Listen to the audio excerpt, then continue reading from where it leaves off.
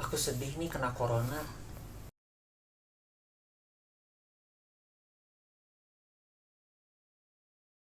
Kemarin abis nongkrong-nongkrong ya. Ya udah, gak usah dipikirin, gak usah sedih.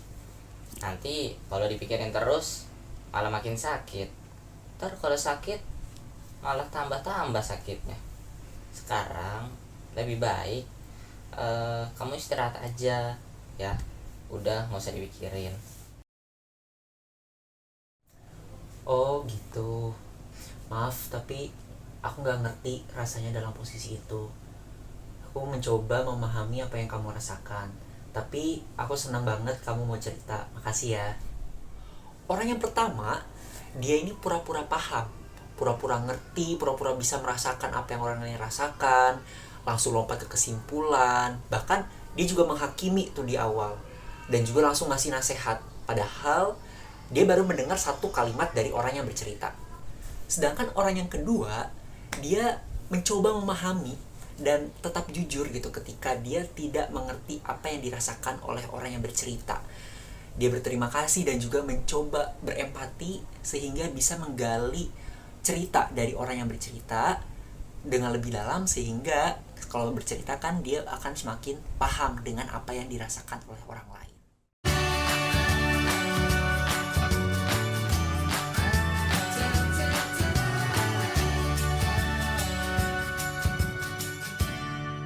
Halo semua, kembali lagi dengan aku Reza di Akaca. Kali ini aku mau ngebahas tentang empati.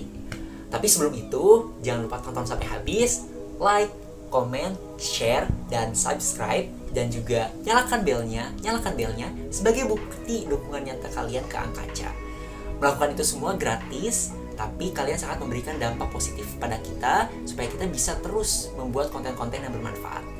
Empati adalah kemampuan seseorang untuk bisa mengerti, untuk bisa memahami situasi orang lain tanpa mencampurkan selera pribadi. Selera ini bisa berhubungan dengan usia, jenis kelamin, atau status pendidikannya, status kesehatannya, agama, rasnya, pokoknya semua hal tentang orang itu.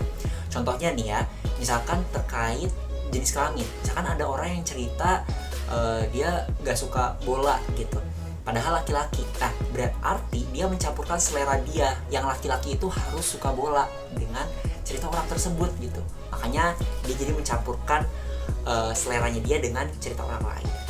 Orang yang bisa berempati, dia tidak akan bereaksi secara emosional, maksudnya jadi kayak gak suka dengan orang itu atau marah dan lain sebagainya, ketika orang yang diajak berbicara itu memiliki selera yang berbeda dengan dirinya. Karena dia sudah paham bahwa selera orang lain itu berbeda. Dia sudah paham juga yang dia orang lain rasakan itu seperti apa. Seakan-akan aku adalah kamu. Cara berempati adalah dengan cara memahami bahwa pengalaman kita dan pengalaman orang lain itu berbeda. Makanya nanti seleranya pun bakal berbeda. Manfaat dari orang yang berempati adalah bisa meningkatkan kemungkinan orang lain mau bercerita, mau memberikan informasi lebih banyak, dan juga memberikan hubungan yang lebih baik, meningkatkan relasi yang lebih baik dengan orang lain. Prinsip berempati adalah yang pertama, memahami dan mengetahui perspektif orang lain dan menghargai perspektif tersebut. Perspektif itu misalnya cara berpikir, perasaannya dia, dan lain-lain. Yang kedua adalah dengan tidak menghakimi, tidak langsung menyalahkan maupun membenarkan. Intinya menerima orang lain apa adanya. Yang ketiga adalah mengkomunikasikan apa yang sudah kita pahami sejauh ini. Misalkan di contoh yang tadi, dia bisa bilang nih, oh kamu sedih ya karena kena corona. Nah, nanti dengan itu kita bisa gali lebih dalam supaya dia makin mau cerita, dan akhirnya bisa semakin paham lagi dengan apa yang dia rasakan, dengan apa yang dia pikirkan. Tips untuk bisa melakukan empati bisa disingkat dengan empathy. Di sini E-nya adalah eye contact.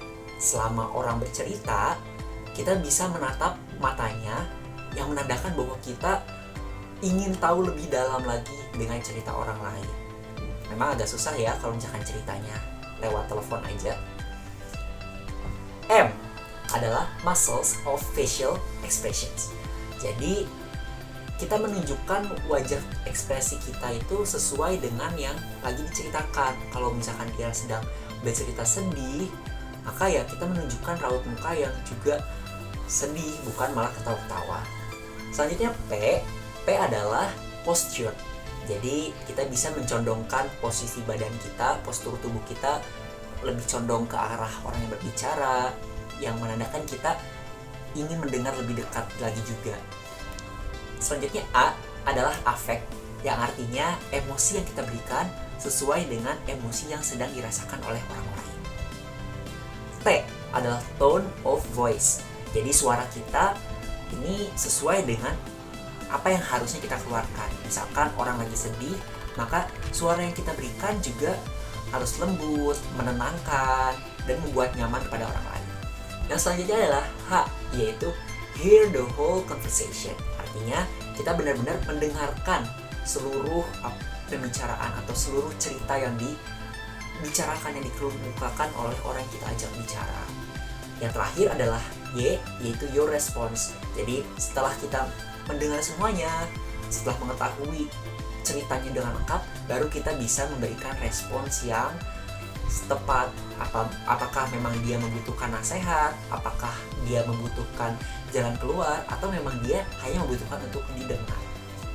Oke, terima kasih udah menonton sampai sejauh ini.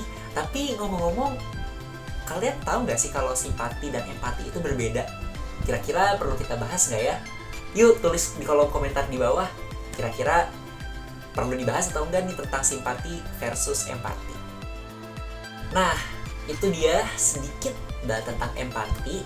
Tapi mudah-mudahan ini bisa mengubah lingkungan kita menjadi lingkungan yang tidak menghakimi, tidak langsung menuduh orang lain salah. Dan juga mungkin lingkungan terdekat itu bisa dimulai dari diri kalian sendiri dan orang-orang terdekat. Nah, makanya jangan lupa bagikan juga ini ke orang-orang terdekat kalian. Terima kasih banyak sudah menonton. Terima kasih banyak atas dukungannya dengan like, comment, share, subscribe, dan nyalakan belnya. Itu sangat bermakna bagi kami semua. Terima kasih banyak. Sampai jumpa di konten selanjutnya. Dadah!